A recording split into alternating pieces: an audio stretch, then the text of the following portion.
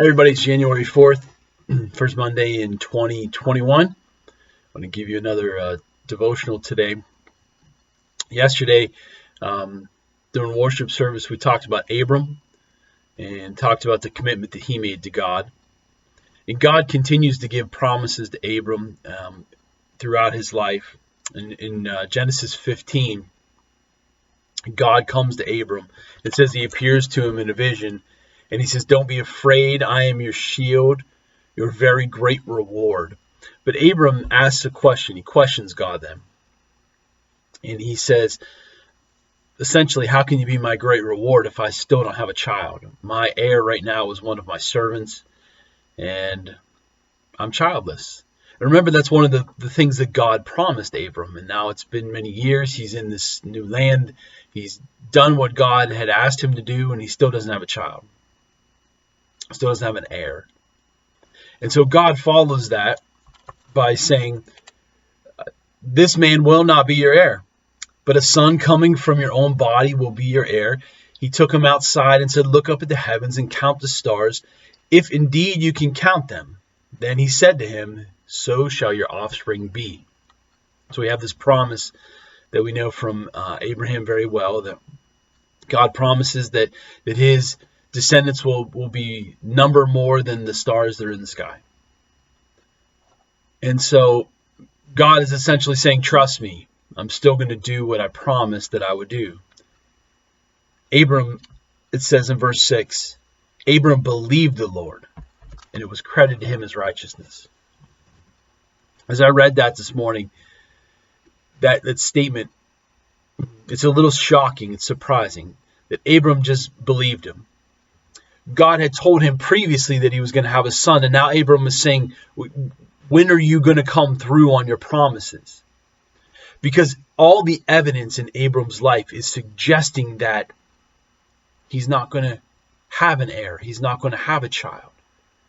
He has no reason to believe that somebody other than Eliezer of Damascus will be his heir.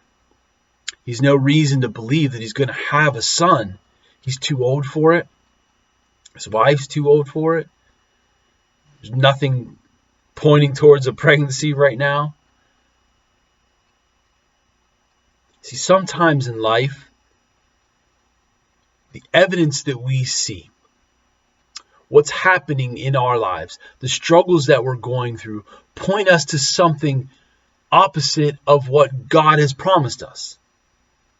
And so we have to make a choice. This is one of the commitments that we have to make. Do we believe what we see in the world and in our perception of what we see? Because what we see may not always be reality. What we see is comes through all the lenses that we bring, that we view it with. Abram is seeing these things through his eyes. He's seeing them and saying, I'm too old. I'm not in a place where I can have a child. There's nothing in his life suggesting that he will. Through every lens that Abram has available to him, he's never going to have an heir. And yet God is telling him, yes, you are. Because God sees things in a way that we don't. So we have to make a commitment to trusting and believing in what God promises. Even when life doesn't appear to be delivering on those promises. Because ultimately, it comes down to timing, right? Abram is saying he expects a child already. He's done what God has asked him to do, and he expects that God is going to do what he's done, and he hasn't. But he chooses to believe. He chooses to believe God's promise, that God is going to do what he says he's going to do. Abram commits himself to that. And it doesn't get easier from this point to believe that. It only gets more difficult. And yet God does it. God keeps his word. What will you commit to believing in today? Will you believe what you see, what you perceive, your viewpoint of your own life? Because so many times we declare what our futures will be. We declare what's going to happen, good, bad, or otherwise, because that's what we believe is going to happen. But God often is telling us something very different. We choose to believe what God says to us, what God has told us that He will do, instead of what we see in the down days of life,